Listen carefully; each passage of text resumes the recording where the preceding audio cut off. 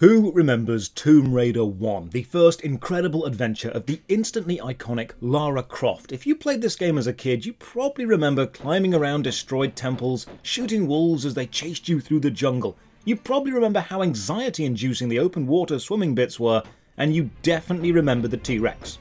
But do you remember the zombie centaurs who shoot exploding flesh bombs? How about the Uzis being hidden on an invisible platform high above a giant sphinx? Do you remember that one of the bosses was literally just a guy on a skateboard in cargo shorts who quotes the film Taxi Driver at you? Do you remember the entire last level has you running through a giant pulsating womb fighting winged mutants as they hatch from enormous eggs? You don't? Well, strap in, because we're about to replay the entire game. Tomb Raider 1 was insane. It's a huge 3D puzzle platformer with lashings of ancient aliens and Lovecraftian levels of rebirth symbolism. From trap-filled lava mazes to massive underwater Egyptian statues, and while it gets fondly remembered as a great adventure game, tell me, do you actually remember the plot? Because it is weird. Ladies and gentlemen, welcome. I'm Josh Strife Hayes. Grab a drink and settle in as we head back to 1996 and replay Tomb Raider 1 for the PlayStation 1. I'll be completing the entire game, showing you every level and mechanic, evaluating all of them, discussing the fantastic plot, and then asking the simple question, Tomb Raider 1, was it any good? Now, this game released on PlayStation 1, the Sega Saturn, and on PC. In this review, I'll be playing the PlayStation 1 version because it's what I had as a kid. Before we start, a huge thank you to all the supporters on Patreon and Twitch who keep this channel alive. More on how you can support at the end. For now,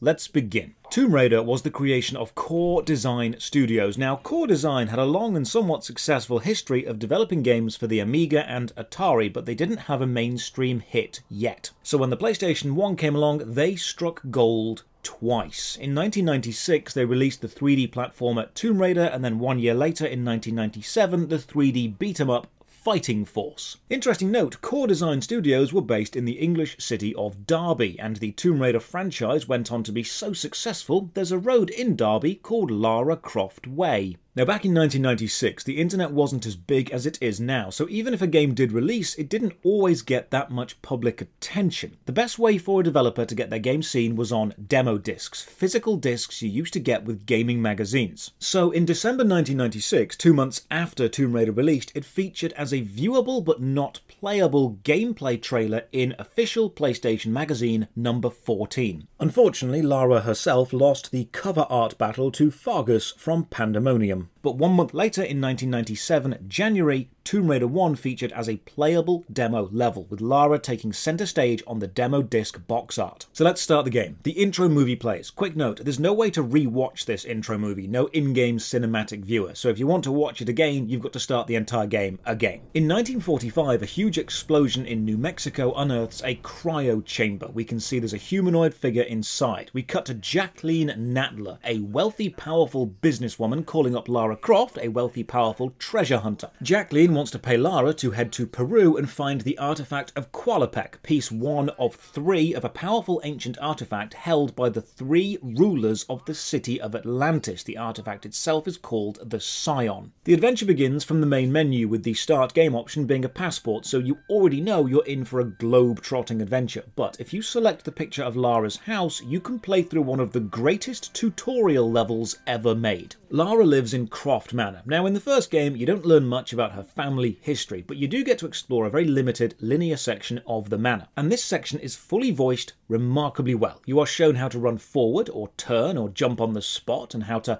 tumble backward and forward or sidestep left and right. Tomb Raider 1, unfortunately, doesn't let you tumble or turn while jumping, which will become an issue when we look at combat later. The entrance hall is full of boxes teaching you how to climb over things. Run up to the edge and press action and you'll vault up onto it. The ballroom is converted into an assault course, and here you can learn all the basics you'll need: running, jumping, walking up to edges, or grabbing edges from a jump, along with shimmying along cracks. Then finally, there's a swimming pool. Now, controlling Lara underwater is actually fine, provided the camera has room to move around you. And when you leave the pool, Lara says, "Best get out of these wet clothes," and then the tutorial ends. Now, that line, "let's get out of these wet clothes," gave birth to a playground rumour of the Naked Lara code. People said if you finished the tutorial fast enough, you could watch a hidden cutscene, or if you found a hidden door, you could see her naked, and it's not real. In Tomb Raider 1, there is no naked Lara code. Now, Tomb Raider 2, well, that's another video. The Croft Manor section isn't that long, and unfortunately there's no hidden secrets. So with the basics covered, we can go adventuring. Level 1 opens with a cutscene. We trek to the temple, climb up the side and press a hidden button to open the door, wolves attack, and our guide gets killed. So Lara jumps down and starts shooting, and immediately the game has established location,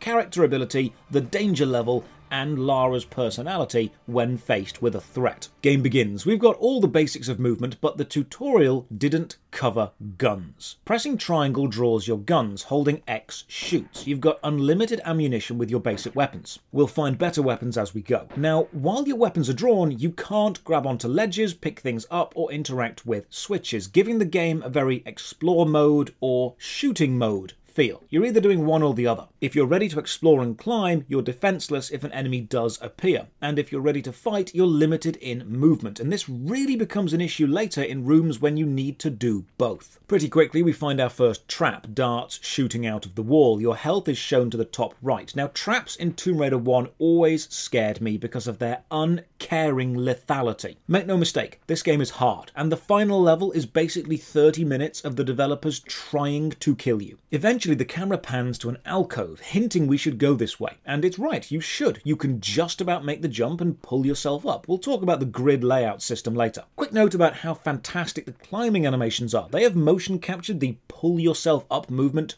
really well. Now, this is the correct way to finish the level, but if you don't go this way and you carry on down the tunnel you were originally in, you'll find a secret. It's a jump just out of reach, but if you jump backwards onto this angled surface and then immediately jump again before you slide down, you can make it to the alcove and climb up. Doing this gives you a satisfying musical sting, and this is an excellent bit of game design. By having a player find a secret in the first bit of the first level, you've already rewarded them for exploring, which means now they are going to explore absolutely everywhere. If you ever wondered why you were so compelled to explore every bit of every level in Tomb Raider, it's because you got rewarded for doing that early on. Couple of enemies, just bats. When you have your weapons drawn, Lara will automatically aim at an enemy in range. You just need to hold shoot. The only issue with this is when the enemy dies, if you keep holding shoot, you'll just keep shooting at its corpse. If there are other enemies, you need to release X, let the auto-lock find a new target, and then begin shooting again. The cave floor itself is uneven, small drops or steps, but you'll see it's very square, and that's another very important design choice. Tomb Raider 1 works on a square grid system, and it would ultimately be this square grid system which allows the platforming to be so accurate. Tomb Raider's closest competitor in the platforming space at the time was Mario 64, known for its incredibly smooth and versatile moveset. Now, Tomb Raider wasn't as smooth or as fast as Mario 64, so they wouldn't win that battle. But what they could do was go the opposite way.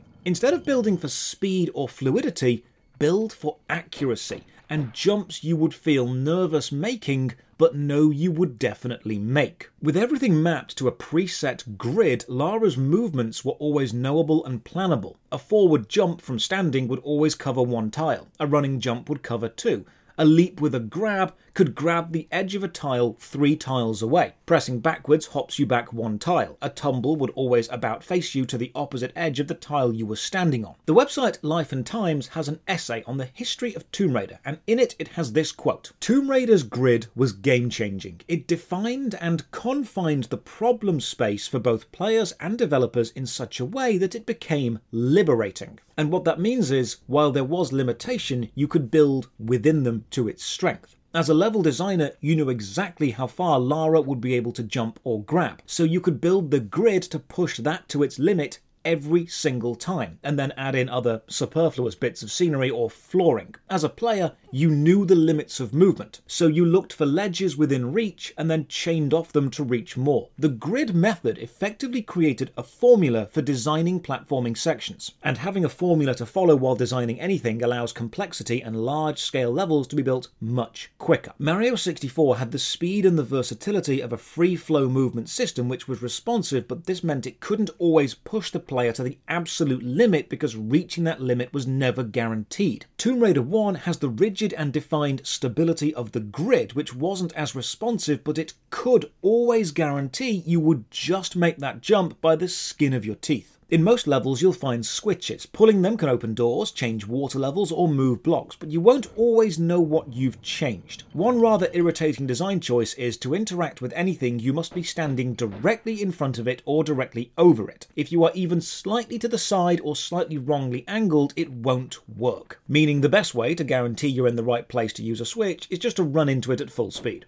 Picking up items is probably the worst offender for this must-be-accurate placement design. If you're not standing directly over the ammo or the key or whatever you're trying to pick up, it just won't work, meaning you'll be spending more time rearranging Lara than you will picking up items. So movement is limited, and in tight spaces it's rather clunky, and some of the graphical assets are much flatter than I remember, but your worst enemy is the camera. In huge open rooms it's absolutely fine, sitting behind Lara quite nicely and taking in the view. You can even hold L1 and take a nice look around, but in tight corridors or closed spaces, the camera will rapidly switch sides or distances. It's trying to be cinematic, but it's actually being quite janky. Tomb Raider's camera is not good in close quarters, and a lot of the transition sections are very closed in. Combat in a small room is a complete nightmare, as we'll see later. Accidentally fall off this ledge directly into a bear. If you're holding R1, Lara will walk slowly instead of running, and while walking you will stop at edges. If you're not walking, you'll just fling yourself with wild abandon onto whatever is below. At least in the early game, the enemies are somewhat grounded in reality. Wolves, bats and bears, things you'd expect to see in a cave. Eventually you'll find a shiny floating blue save crystal. In the PC version you can save whenever. On consoles you can only save at save crystals, and using them destroys the crystal. They are single use. Sometimes you'll find rooms with multiple save crystals in. When this happens, the game is expecting you to ration them and only save when you've made substantial progress, because when you die, and you will die, these are your restart points. Important but small graphical note about the save crystal: they have an accurate real-time reflection of the room and the player model in them. This is a small but incredibly time-consuming touch to do back on the PlayStation 1. So now I'm attacked by wolves, the action music kicks in, and I panic. The enemies move fast. They actually seem to control smoother and turn faster than you do, and the gunplay isn't great. So when you're being surrounded, combat feels chaotic. You are not in control. It's clunky. Tomb Raider 1 was not built for combat at all. And eventually you realise the best thing you can do is just stand dead still and shoot. Yes, you'll take some damage, but it's better than jumping around and messing up your own camera, because when you jump too far, you lose the auto lock-on. It's not exactly action-packed, but it is the best tactic. Let's talk about the sound, because something happened during my playthrough which strangely improved the game. The original Tomb Raider score is fantastic. The main theme is basically just 4 easily recognisable notes.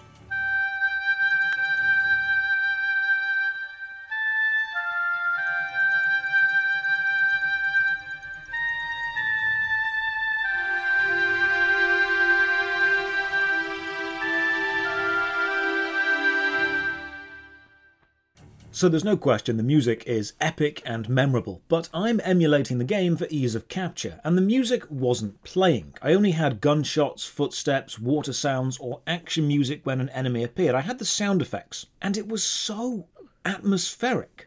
I know this is a glitch, but I actually feel playing Tomb Raider 1 with sound effects only might be one of the most immersive ways to experience the game. Sometimes the floor you're on will break. It's always obvious when this is going to happen, and oh hey, it dropped me into the room from earlier, but now I'm on the other side of that big wooden door. This is one of the things the game does very well. The levels are linear, but they loop back on themselves, and you'll often see multiple paths that you'll end up taking before you actually get to them. It's very densely packed level design. You don't actually end physically that far away from the start, but the journey to get there is often long and winding. It may be a line that you go on, but it's a line which crosses over and under itself often. This means while you're only a few tiles away from where you are half an hour ago, you feel you've made great progress. Enemy death poses are interesting though. Seems rigor mortis sets in on that wolf remarkably fast. When you finish a level, you get a little scorecard showing your total time, how many enemies you killed, and how many secrets you found. Tomb Raider 1 has 15 levels, and they'll take you between 30 minutes to an hour each. Average completion time seems to sit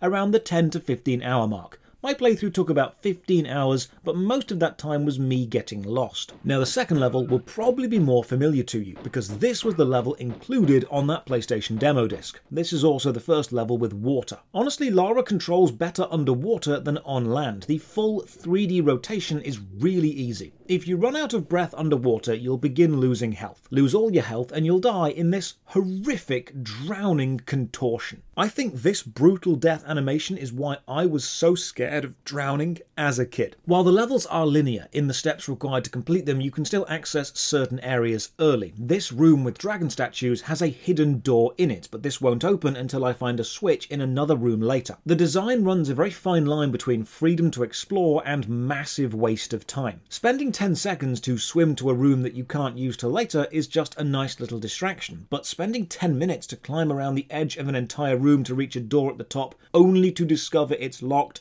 and the switch was the other way, that can be super annoying. Also, occasionally the game will just throw a surprise bear at you, just for good measure. So with the levels being puzzles, how do you navigate? Well, mostly memory. You don't have a map because why would you? You're the first person to explore this tomb. But if you open your menu, you can access your compass. And I would like to grant the compass the award of one of the most useless items in video game history. No one used this. You just remember the level layout. Even if someone tells you, oh, the room you need to go in is north, you might not get there by simply going north. You might need to swim west, climb east, remember that secret tunnel south, and then run north. The compass is a nice thematic touch, but completely useless mechanically. Sometimes you'll find keyholes. Activate them by standing directly in front of them. If you're carrying keys, you get to choose which one to try, and if you don't have any keys, Lara just says no. No. If you have multiple keys on you, you have to try each one until you find the right one, which isn't great game design. Tomb Raider 1 doesn't go overboard on its story, at least not early on, but it does have some nice touches of visual storytelling within the levels, like this hide rack. If this cave is ancient and abandoned, who built this? How is it still standing? And then you find things like this, the Wall of Skulls, shown with the best textures 1996 could offer. One of the eerie things about Tomb Raider 1 is how stark and immediate the changes in textures are. You have bright whites, lush greens, deep browns, and later on gooey, pulsating reds. The colour palette was wild, not always realistic even for the time, but definitely striking. And then we have block puzzles. Some blocks can be moved, usually identified by having a little ring pull toward the lower edge of the texture. But the pulling mechanic is somewhat clunky. If you stand next to a block and hold X while standing still, you'll prepare to push or pull the block, and you can only push or pull one tile at a time. You need to prepare after every single tile again, but if you hold forward and press X by a block, you'll vault up onto it.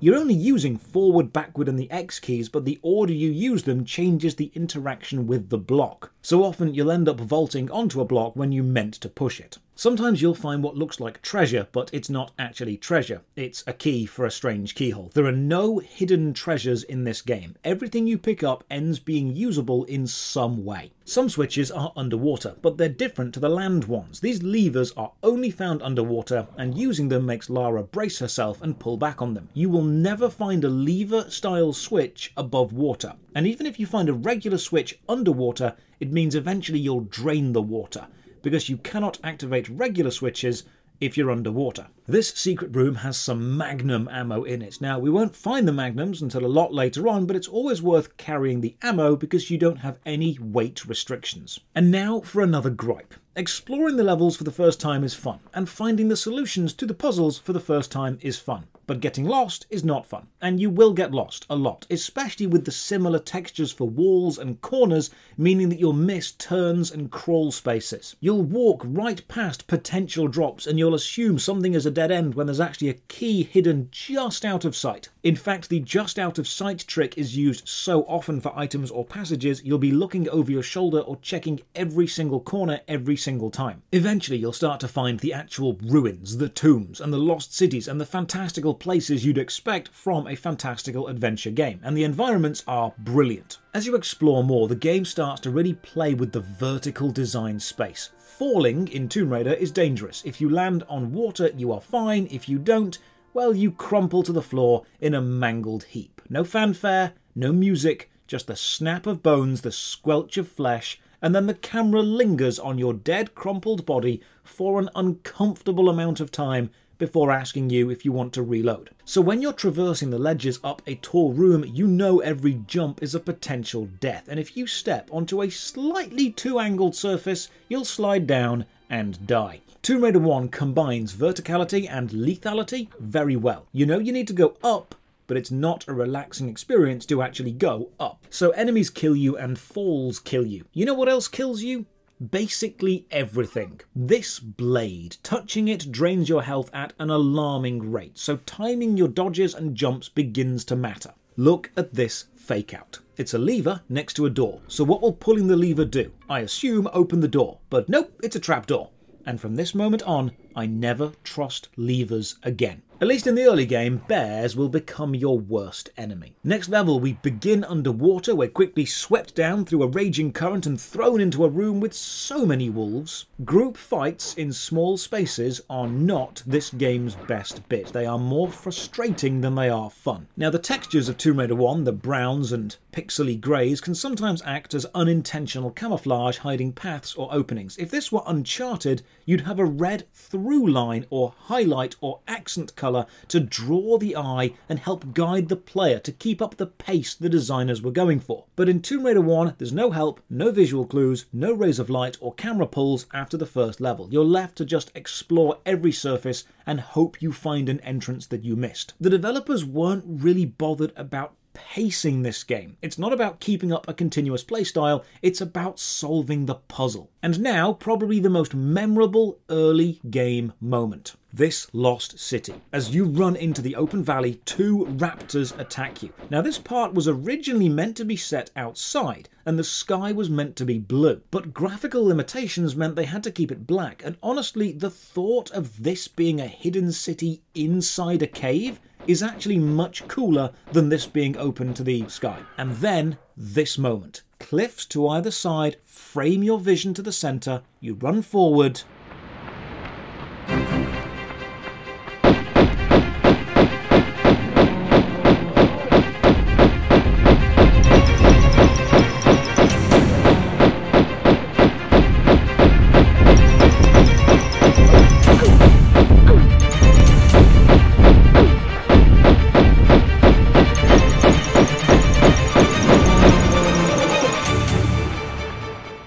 the T-Rex. This was the moment most people freaked out, turned about and ran away. The movement of the enemy, the music ramping up, the camera zooming out a bit for a more cinematic moment. The absolute feeling of you are in trouble. This was such a powerful moment, framed so perfectly by the valley sides drawing your vision forward. Unfortunately, the combat system is so rudimentary, it just can't do this moment the justice it really deserves. All you need to do is shoot while jumping backwards and you'll be fine. The T-Rex will never actually reach you. Tomb Raider's action ambitions are held so far back by its severely limited combat mechanics. This level also begins the collect multiple items to progress design we'll see for the rest of the game. Scattered around the valley are 3 cogs. You need to find the cogs to power up a machine back at the start. This means you'll be jumping over a broken bridge which spans the site of the T-Rex attack and then diving down into the corners of the water temple at the end of the valley. All the cogs go on the spindles of a machine which stops the flow of water and lets you swim upstream now that the current is gone. And it's here we will find the shotgun, our first weapon upgrade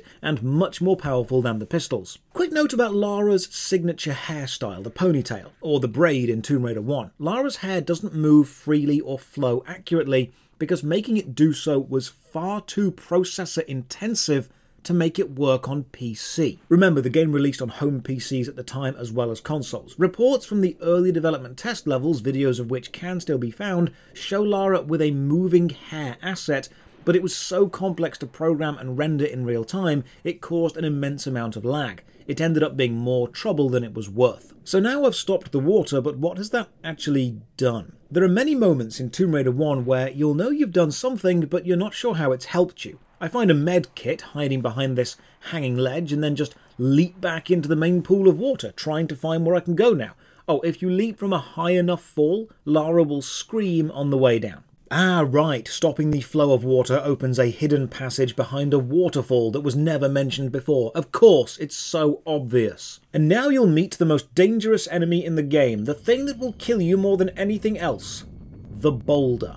The goddamn boulder. Getting run over by a boulder is basically an instant death, and because you don't have much time to think or plan, chances are each boulder trap in the game will kill you at least once. They're only really avoidable if you know they're about to happen. They are the QuickTime events of 1996. Now, the rebooted Tomb Raider would lose boulders and go on to use actual QuickTime events, but make no mistake, the spirit of the insta-death boulder lives on in every press X to not die moment. Run up the slope and the camera switches to this lovely cinematic shot, and we can see the first part of the Scion, the artifact Natla hired us to get, but we can't quite reach it yet. And now, in probably the worst texture choice so far, the handle of this switch matches up almost perfectly with the design of the wall, making it really hard to find. Seriously, just stand still and shoot. It is the best way to deal with every enemy. Boring, but effective. This level has us finding 3 levers to open 3 doors to escape, and then we meet the second most dangerous enemy in the game. The Spike Pit.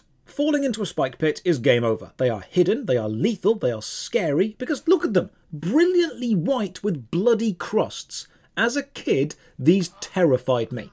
And later in the game, the designers actually drop you onto slopes which have you slide backwards into spike pits, because the designers of this game hate you. This puzzle needs me to move some pillars around and jump over them, and this highlights one of the biggest pacing issues with the puzzles in the game. Whenever a player works out a puzzle, there's an aha moment, that rush of dopamine. You get the intellectual reward of knowing you've fixed a problem, and now you can put the solution into action. The problem with Tomb Raider is, once you've had that aha moment, actually putting the solution into practice takes a little bit too long. You need to reclimb or reposition or reset switches, and everything takes slightly longer than it needs to. The high you get from solving a puzzle in your mind slowly fades as you have to go through the practical steps to actually use the solution. And then you fall into a spike pit, and you have to go through the entire puzzle again, except this time it's not fun at all because you've already solved it. You're just going through the motions of physically completing it again. Tomb Raider 1 is a great game, there's no doubt, but it's also frustrating. It's tedious. It's repetitive. It's fun the first time, but the design of the game and all the unfair deaths mean the majority of your gameplay won't be spent in that first time mindset. You'll be approaching a puzzle for the 5th or 6th time, after you've died to the 5th or 6th hidden trap after it, but then you die to another one again. Also, climbing a wall means you need to run into it every time, and whenever you do, Lara says oof. It's probably the most awkward aspect of movement.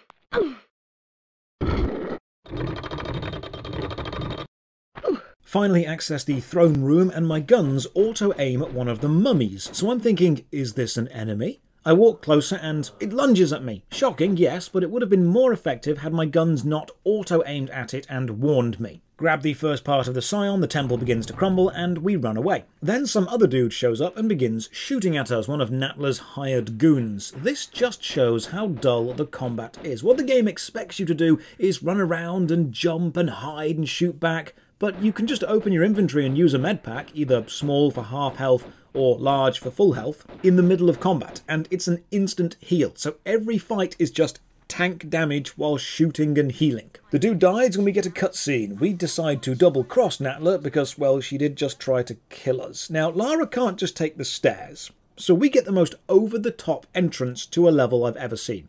She cuts the wire to a lift using a blowtorch while holding on to the other end and launching herself onto the roof of a building, and I have so many questions. Why was the elevator on the outside of a building with no cladding or shielding from the elements? What was the wire hooked to that she avoided smashing into at the top? How does being on the roof help? Anyway, we break into Natla's office and discover the second bit of the Scion of the Rulers of Atlantis is in St. Francis Folly. So off we go. Level starts, I take a sip of tea and instantly die to a lion attack. And this is the moment the developers decided, right, fun's over, time to kill the player.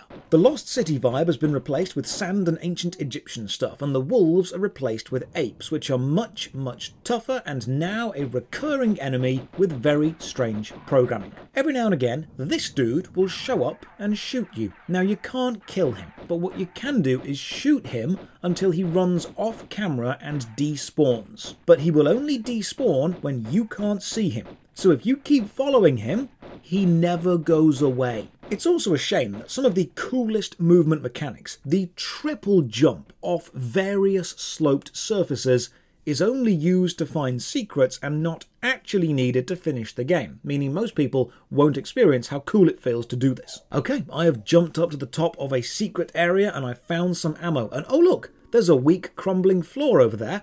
You know what, I bet it's a super secret shortcut to help me get down quicker.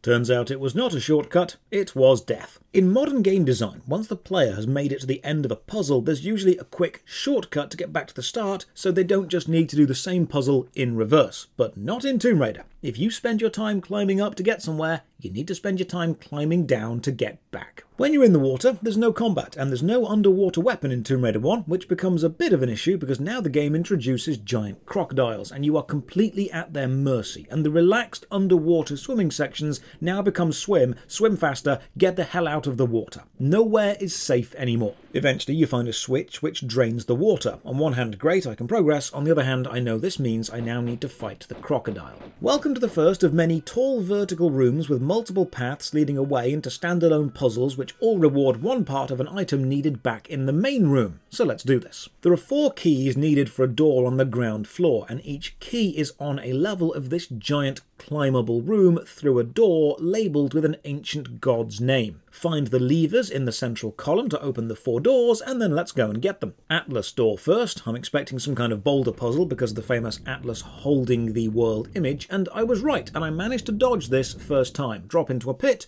and grab the first key. Next up is Neptune, probably water, and yep, it's an anxiety-inducing dive into an underwater section with a lever and just enough breath to make it out alive. And now one of the most annoying and deadly rooms, the Thor Room. A lightning conductor orb on the ceiling, and if you step into the room, yep, you die.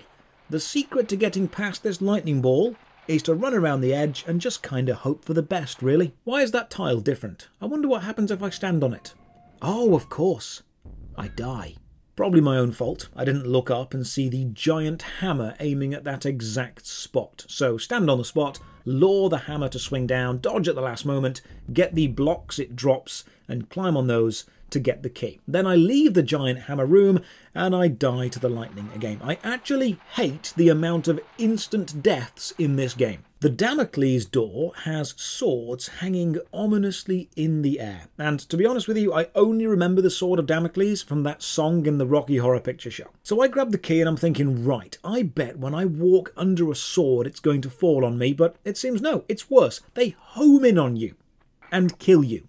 This is the kind of stuff no one remembers. When you think Tomb Raider, you think, well, tombs, environments, artifacts, adventure. You don't think magical possessed swords flying at your face. I miss this jump, fall to my death, get mauled by a lion and shot at by a gun dude. Like the game wasn't sure that one lethal thing would be enough. It threw all 3 at me to make sure I definitely died. When you lock on and fire your guns, they fire in sync. But if you turn, you sometimes end up aiming with only one gun. And then when you turn back and the other gun gets involved again, the shots go out of sync, and as a kid, this was the coolest thing ever. Firing guns together is lame. Firing alternate is cool. Find all 4 keys and use them on the locks down at the bottom. Annoyingly, as I mentioned earlier, you have to just keep trying all the keys until you find the right one. And the reason this is bad design is, for a choice to matter, there has to be a consequence for failure. Here, there isn't. So the choice isn't really doing anything other than just padding out time. Imagine being told to progress you must roll a 6 on a dice, but if you don't roll a 6, you just roll again until you do.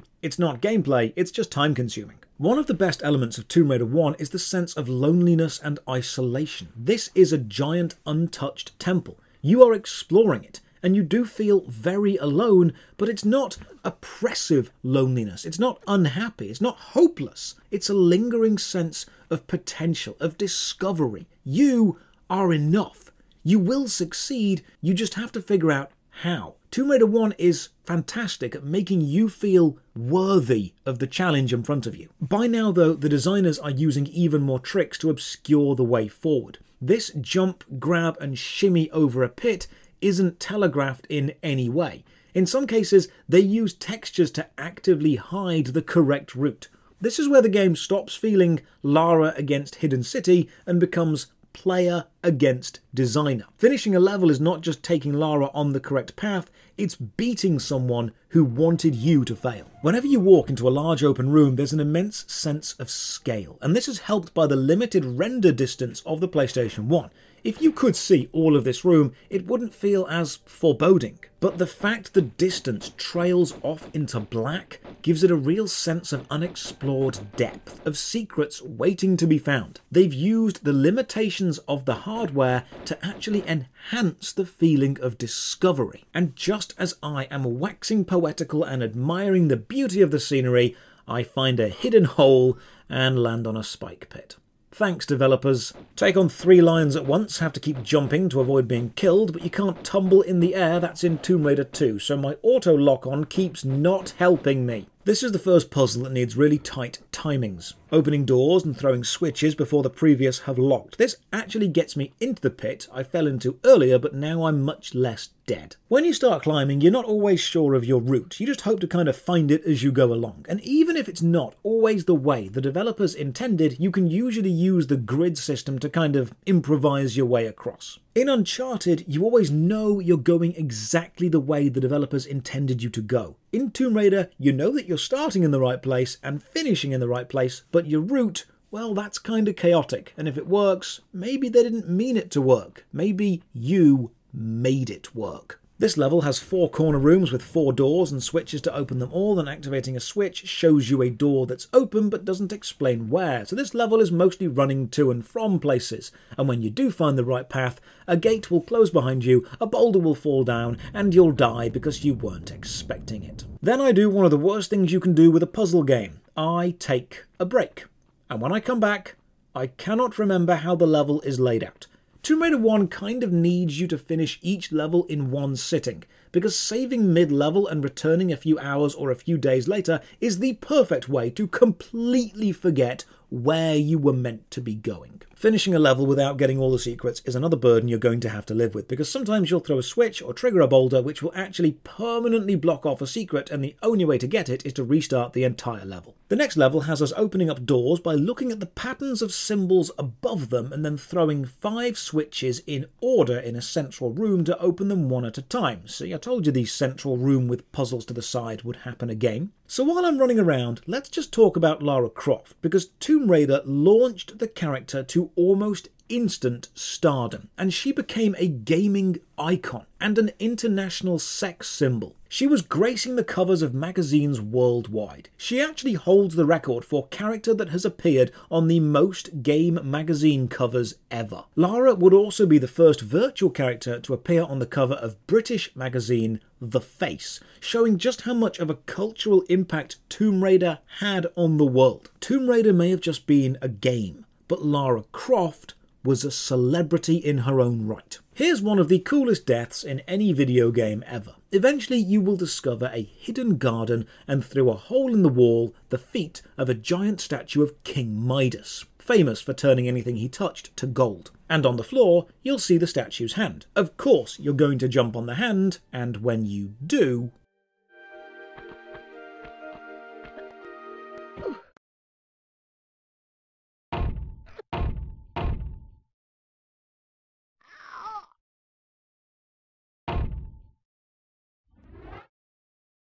now that is an instant death I can totally agree with. It's completely the player's fault, and they kind of expected it to happen. Jump from 5 pillars to find 5 switches, and most of the middle game is just filler. You could probably half the amount of stuff you need to actually do for each individual puzzle, and you'd still be left with a great, if substantially shorter, game. And now an interesting mechanic. This room has a huge central pillar. And when we pull this block out, found in a little alleyway to the side, we hear a large crash. And when we return, we've caused a sandslide. Now, we can use the sandslide to traverse this room in new ways, but that's not the interesting bit to me. In Tomb Raider 1, you can cause rooms to change, such as pillars to rise or water to fill or drain, but you never actually see it happening. You never see the sandslide. Later on, when you unleash a lava river, you never see it moving. You never see the water rising. You see the room, then you will trigger an event while being away from the room, then you'll come back and see the room in the new state. And I suspect this was due to the visual limitations at the time. It just wouldn't be possible to show you or have you interact with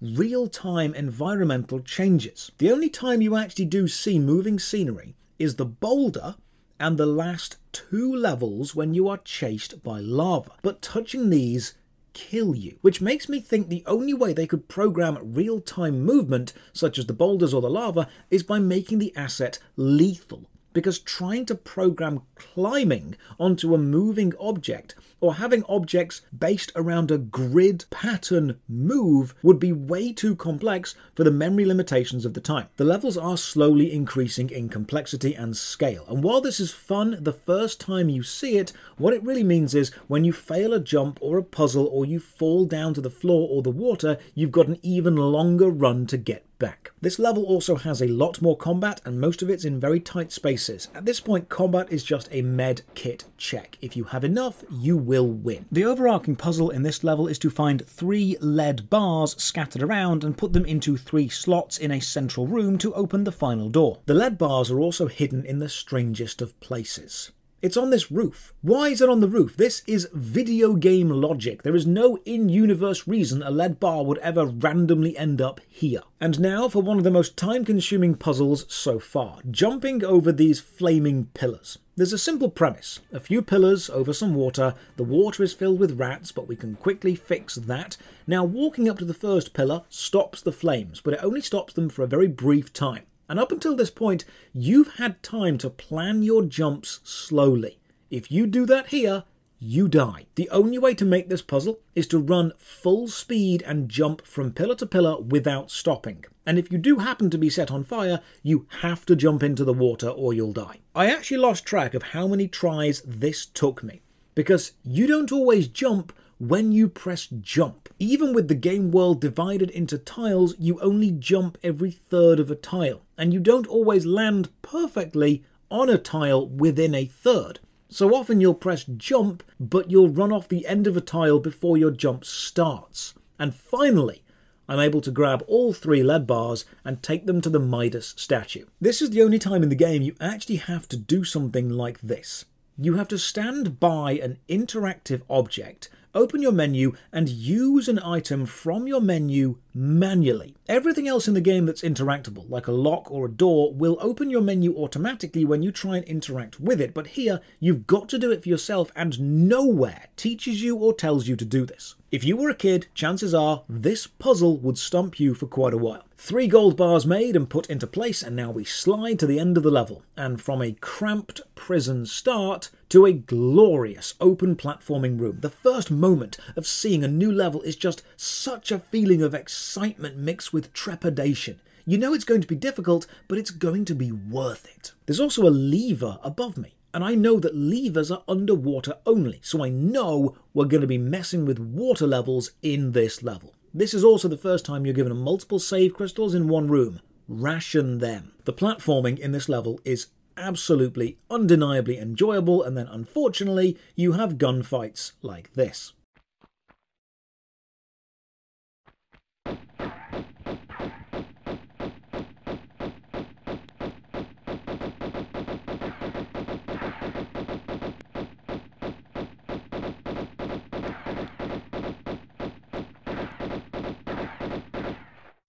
This dude starts to show up even more frequently in this level, and hey, there's some ammo on that ledge. Maybe I can jump to it. No. No, I can't. No ammo. Only death. But oh, when I do make the jump, it's not ammo. It's Magnums, upgraded guns. Fantastic. This level so far is the best platforming. It's taken every platform element, switches, water, vertical changes, sightlines, cover, precise jumps, and it's blended it perfectly. And look at this cheeky little design choice. There's a spike trap hidden right behind a drop behind a door, and you can't see it unless you look down carefully. Not today, designers.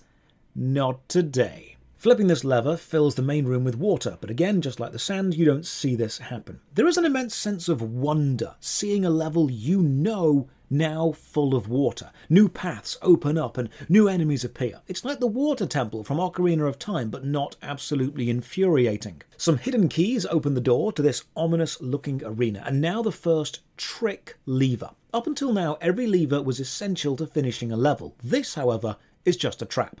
Pulling the lever releases a load of lions from a nearby room. To actually finish the level, you just need to simply pull this block out and fall down a long tunnel. So now you can't even trust levers. Starting a level underwater is always nerve-wracking because you're essentially putting the player on a timer, find air or die, and my god, I barely make it to the surface in time. And now a really good bit of design. I climb onto this platform and trigger some dart traps, but the hitboxes on Lara and the darts are really good, meaning you can carefully edge around the tiles to avoid them. That is some top-notch hitbox design. Do I really need this shotgun ammo? You know what?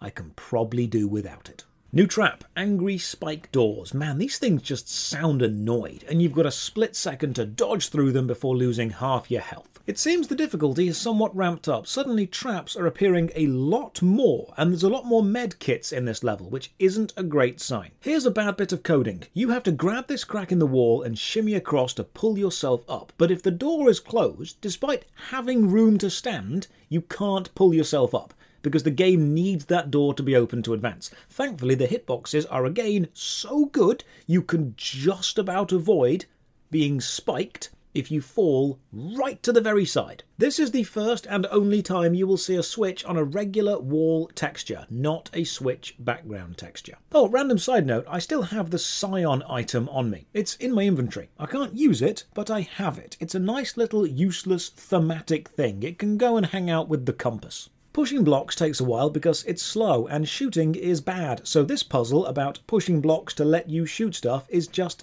double bad. Not today, Boulder. Not today. Oh, a second Boulder. I see. This is the level where the developers really wanted you to die. By now, we're about halfway into the game. Tomb Raider 1 was exceptional value for money, but I can't help but think they did stretch the middle a little bit thin, lengthening the puzzles with a lot of walking or failures resetting you to the very start. Slide into the cavern to a new camera angle. I do like the few times the game decides to be cinematic. It's used so infrequently, it's always special. Now, underwater navigation gets substantially more difficult when the textures of the underwater rocks look exactly the same. Look, there's a nice horse statue guarding the temple. Let's just go into the temple and Jesus Christ, what the hell? I do not remember this bit. This is the exact moment the tone of the game shifts. No longer are you fighting wolves or bats or apes while exploring interesting, fun, whimsical tombs. You're now fighting a mutant centaur made of sinew and bone who shoots exploding flesh bombs at you from their bio-cannon arm. The pulp adventure quality is gone. Tomb Raider 1 is now a horror game. You are fighting zombies in an ancient city. Have fun. When someone says Tomb Raider, you can reply, oh, the game with the mutant zombie centaur. And while they may look at you confused, you will not be wrong. Final encounter in this lavish room with the dude who's been following me. Finally kill him and take his key in the second bit of the Scion. This triggers a cutscene of horrible imagery and nightmarish people, ancient civilizations drowning or burning and people being imprisoned, and suddenly Lara knows she has to go to Egypt to find the third and final bit of the Scion. So welcome to Egypt. Let's start the level with the new use of an old mechanic. This is the first time we have to stack multiple blocks up on top of each other, and doing this leads us to a dead end. What a great start. This level is the first level that will really waste your time. Don't worry, flat-faced Sphinx isn't real. Flat-faced Sphinx can't hurt you. And now more mutants. The apes and zombies wrapped in bandages are faster, stronger, tougher, and all-round worse. Tomb Raider is just a horror game disguised as a platformer. Finally, I get to climb a very small Sphinx, one of the things I've wanted to do since the start. This is also the first time in the game we get these little viewing windows, gaps big enough to look through but not move through. Again, a very video game thing, because look, Lara could easily fit through there. It does, however, add a nice sense of progression. You see a later area, and then you get there and you feel you've made progress. This is combining nicely with the overall visuals of the game. The start of the game is very drab and desolate with destroyed places, and now things are looking a bit more built and cared for. I feel we're heading into the buildings of an actual society. Goddamn zombie monkeys jumping out at me and clipping me off ledges. Now, in the game's defense, it hasn't actually used enemies to push me into traps yet.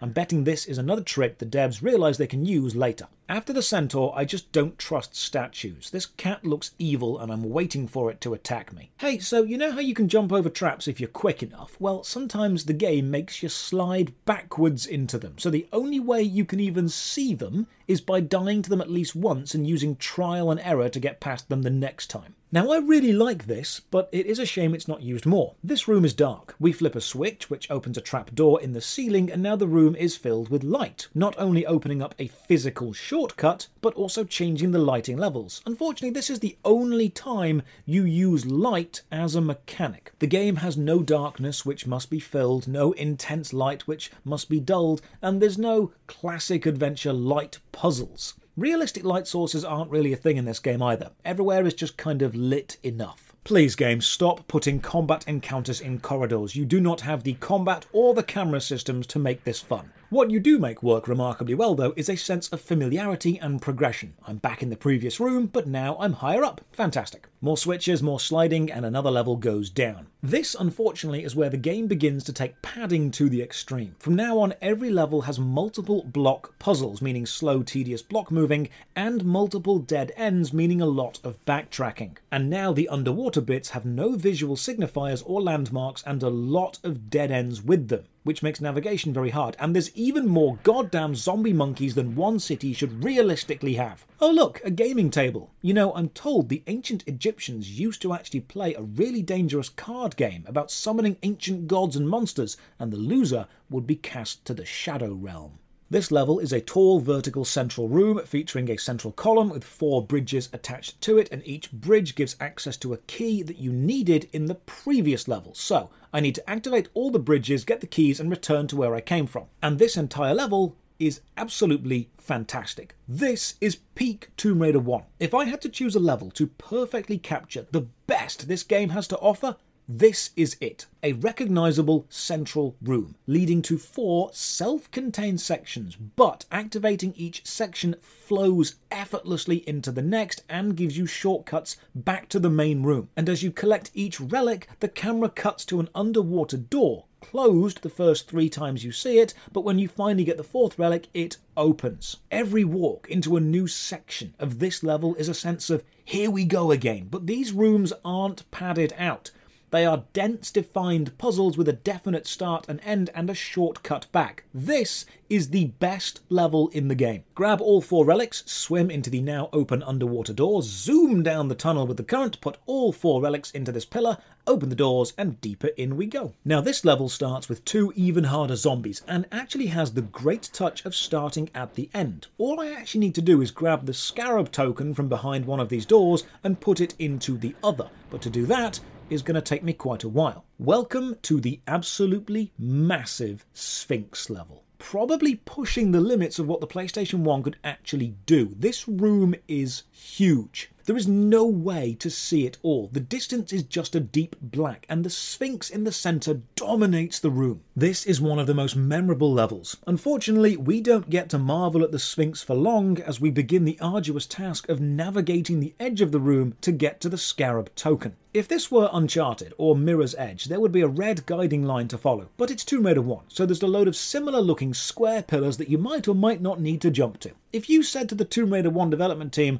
I'm not sure where to go, they'd look at you and say that really sounds like a you problem. I make it all the way around the edge of the room to the very top and the goddamn door is closed. So in this room there's 2 switches and 2 doors and each one is a trek away, and if you don't do them in the right order, sorry, you are climbing all the way back. And when I do climb to the other side and find the actual switch, I'm attacked by a flying zombie. Tomb Raider 1. The game with flying mutant zombies. Not quite what you remember, is it? The zombie centaurs, despite being crushingly hard to kill, are now regular enemies, and yet I never even come close to running out of ammo for any gun. The game showers you with ammo. Killing the first centaur gets me the first of 2 anks. Don't know where these go yet, but I'm sure I'll find out. There is a health point kit on the pillar, so I leap, mistime the jump, and die, and I am fully aware of the irony in dying while trying to reach a medkit. Find the switch for the top door, climb all the way back, fight another centaur, and find another ank. Great, I now have 2 anks, and I don't know where they go. Now, I could just finish the level, but something's been bothering me. That graphic. I know emulators can cause graphical artifacts, but honestly that just looks like an item floating in the air. So I line up a jump and I go for it. And what the actual hell? The Uzis, the best weapon in the game, are just casually hanging out on an invisible platform high above a giant underground sphinx, and picking them up spawns flying zombies. So hey, target practice. The game starts so grounded and ends up with you standing on an invisible platform shooting giant winged mutants. Now to climb up the Sphinx, which needs you to run and jump off this slanted surface, and this is the first time the game has required you to jump off the specific edge of a tile because its height is different. Up to here it's not made a difference. Maybe the devs have realised this grid system has a few limits they can push, and being exact with the jumps means you now need to consider both your takeoff and your landing. Stick the 2 anks into the Sphinx's head, open the door into the Sphinx, head inside and fall into something which makes my stomach absolutely drop. I hate large open expanses of water when I cannot see the bottom,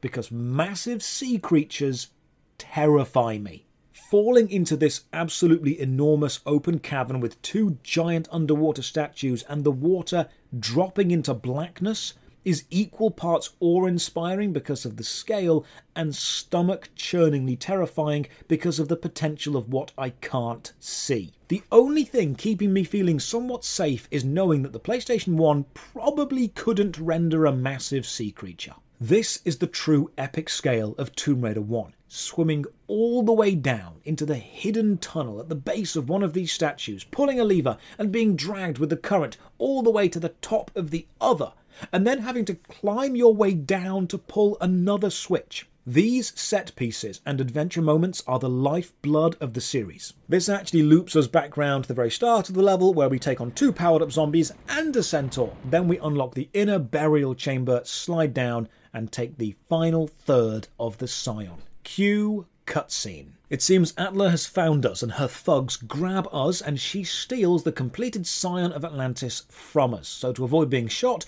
we leap into the river and swim away. Thankfully, our motorbike is parked close by. So we ride through the desert, spot Atla's yacht sailing away, and ride at full speed to a jump, ramp the bike into the air, and then swim aboard, hiding in a storage box. The yacht then docks at Atla's private mines on an abandoned island, so we head inside to hunt her down. Now, personally, I found Natla's Mines to be the worst level of the game. You don't have your guns, so we need to find them, and the novelty and adventurous spirit of an undiscovered temple is replaced with a run-of-the-mill abandoned mine. It doesn't feel like you're treading any new historical ground. You're not raiding tombs. The generator room has space on the wall for 3 fuses, so now it's the same old song and dance of find 3 bits to continue, except this happens in a much more normal environment. This is less Tomb Raider and more Mine Vendetta.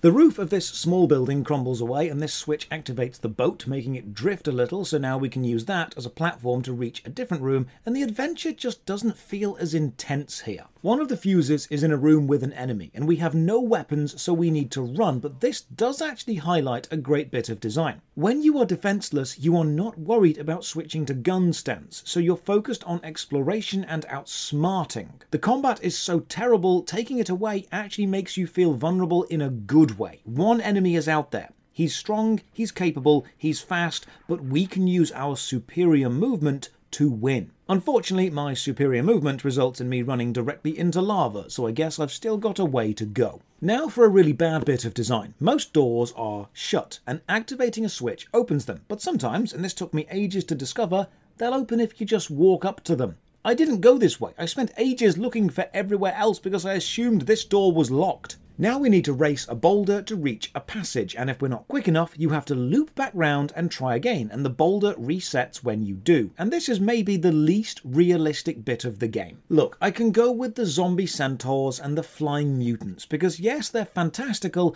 but they're still consistent. When you kill them, they stay dead. There's a foundation of stability to the mechanics, even if the mechanics themselves are fantastical. But a resetting boulder trap? That's just a step too far, because now nothing is actually physically consistent. If the world around me can't be trusted to remain the same, then what can be? This seems like something the developers thought would be cool, racing a trap, and they were willing to throw convention and foundation out of the window to make it happen. And when you finally beat the boulder and feel good about yourself, no one expects the second boulder. God damn it, game. With 3 fuses found, I can lower the storage cabin, get my guns back and go and kill that single enemy. And now begins the platforming through lava bit. Touching the floor is an instant death, but shimmying across molten rock rivers, that's totally fine. This part needs a lot of precision, and it's been ages since the last save point, so one wrong move and I am gone. Also, I have to say this, every fibre of my gaming being is upset that shooting the big box marked TNT doesn't make it explode. I feel like I've been lied to for my entire gaming life. Ah, pressing the switch makes it explode, I see. You know, when the graphical processing power catches up, I expect Tomb Raider to let me shoot a TNT box and make it explode. And now a boss fight. Who could it be? Is it a giant demon? A battle-hardened mercenary? No. It's a kid on a skateboard wearing cargo shorts wielding dual Uzis. And the entire arena is just ramps for him to skate up and down. And when you shoot at him, he says, "You shooting at me? Are you shooting at me?" Which is a parody line from the film Taxi Driver.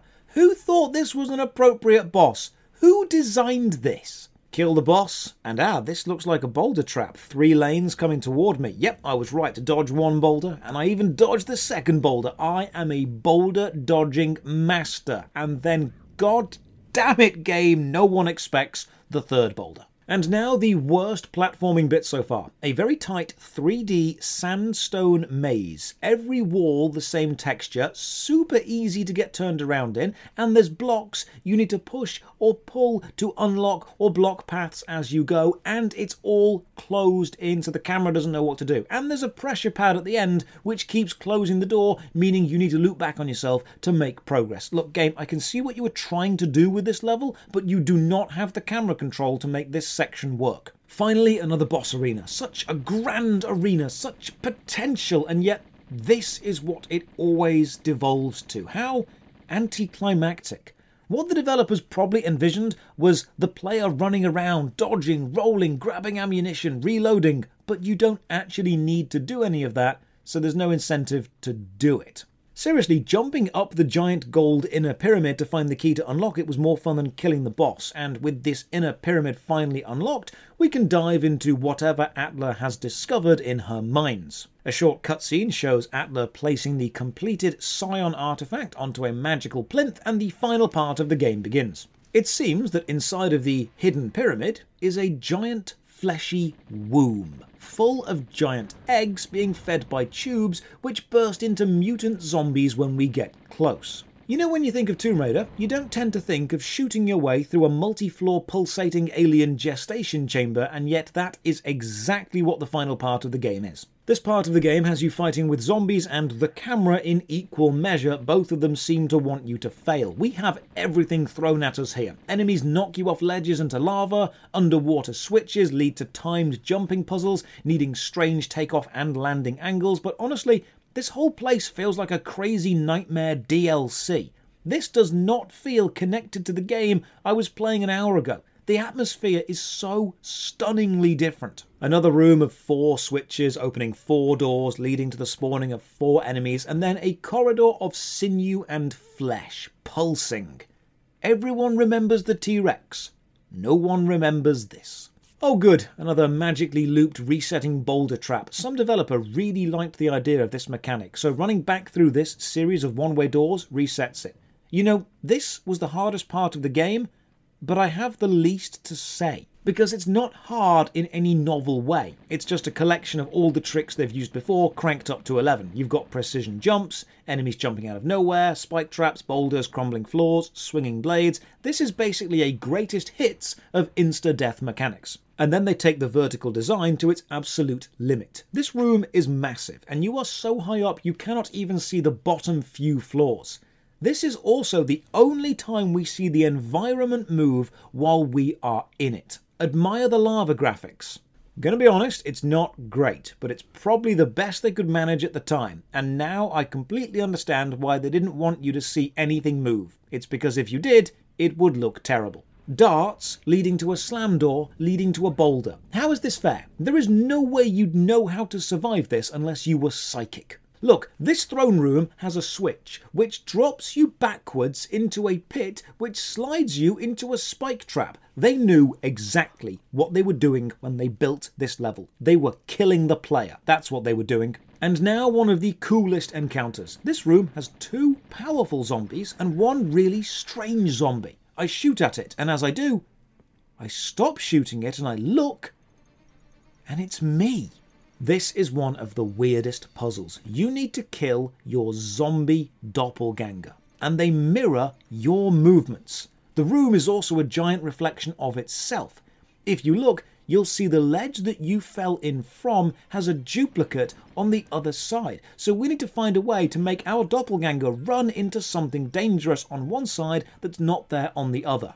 This also is as close as you're going to get to the naked Lara code. So to kill the doppelganger, open the lava pit trapdoor on one side, then walk to its mirror location and the zombie will fall in. This gets us to the inner sanctum, and I make a major mistake.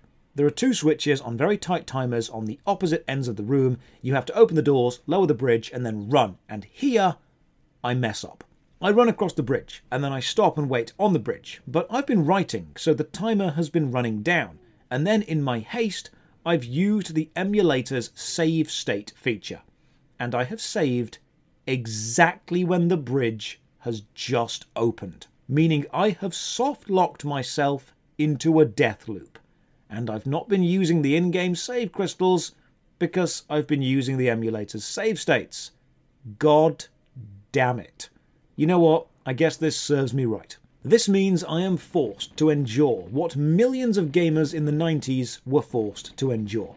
I have to get all the way back here, and I saved hours ago. It is my own fault, I accept the consequences, and I get all the way back. And then I run into another problem. Annoyingly, when I reach the doppelganger fight for the second time, it has somehow glitched and fallen into the floor. But it's also not dead, so I can't advance, and shooting it kills me. So I need to reload again and get back here again and hope it works properly. And finally, after a few wasted hours, I actually make it inside the last room. I grab the scion from the plinth and we get the full plot.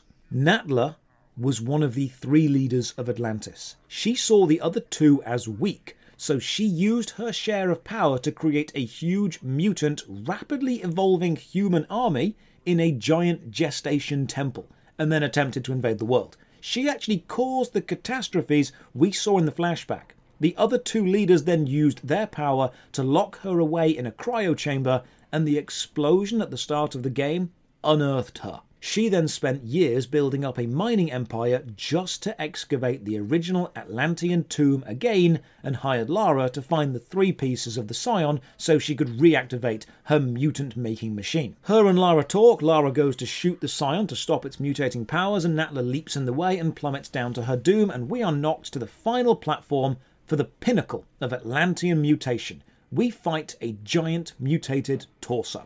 And when this fight begins, I leap dramatically to the side and discover the platform has an edge. The actual fight itself is quite disappointing. All you need to do is circle strafe while firing the Uzi for about 500 bullets. I've got thousands of bullets, so this isn't difficult, it's just time consuming. And thankfully, this isn't the end. There's one final part of the game left, a no-holds-barred platforming gauntlet of death. Here is where your skills get put to the test. Zigzag jumps over lava, boulders coming out of nowhere, most of which will kill me. Eventually, we get back to the pedestal, we shoot the scion, and we run. The lava of the inner Sanctum bridge has hardened, so we drop down a hole in the floor and shimmy along this flesh wall. And why are there darts here?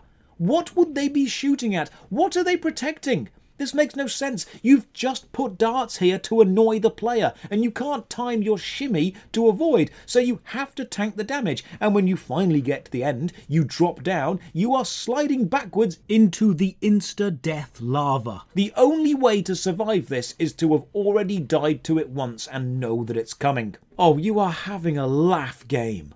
Sliding surfaces, crumbling floors, lava, swinging blades, and I need to time it correctly? Oh, come on!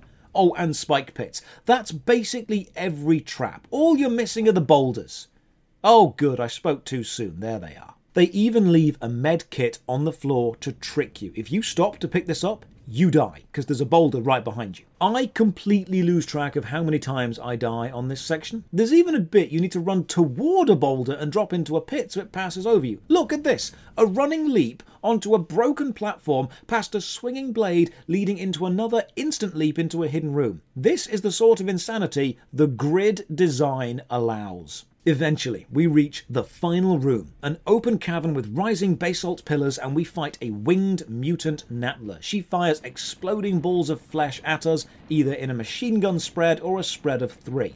And when we finally kill her, she gets up for round 2. So we pump her full of lead to put her down for good. We climb the edges of the room, leap from pillar to pillar, scramble to the top of the pyramid, and slide down the grand exit and watch the final cutscene. The temple explodes, Lara hijacks Natla's boat and rides off into the sunset. The credits then show us Lara wearing normal clothes. So finally, after 10 hours of fun puzzle solving and adventure, and 3 hours of tedious repetition and so many deaths I stopped counting, Tomb Raider 1 is finished. Was it any good? Tomb Raider 1 is a collection of excellent platforming mechanics focused on slow and methodical precision jumping and climbing. The grid system means you are always aware of distance, and most platforming deaths are your fault. The levels are visually impressive and loop nicely back to densely pack the adventure in. However, it is let down by the clunky combat mechanics, leading to fights being more irritating than exciting, and the camera cannot handle closed-in spaces, which a lot of the puzzles use. I'd say there's a solid 10 hours of adventure stretched into 15 hours of gameplay. There's a lot of backtracking and repetition if you fail. The insta-kill traps are cheap, and they make the second half of the game mostly trial and error. It starts full of whimsy and wonder and quickly becomes brutally unforgiving and tedious in places. The plot goes from light-hearted adventure romp in sandy places and unexplored caves to full-on insanity of magical ancient undead creatures and immortal super beings bent on world domination. It did the best it could with what it had, and it mostly succeeded. The platforming is fine, but the combat needs improving. I think the ambitions of the development team surpassed the processing power of the time, but they had a solid foundation to build on and a main character the world admired. The stage was definitely set for Tomb Raider 2. So to end the review, I will award Tomb Raider 1... Right, now I'd better take off these wet clothes. ...out of 10. Cheers for watching. Thank you again to the supporters on Patreon and Twitch who allow me to make longer form videos like these. You can support the channel from only £1 a month. Check the video description for links to the Patreon, Twitch, Twitter or Discord. And as always, remember, despite what the playground rumours had you believe, there is no naked Lara code.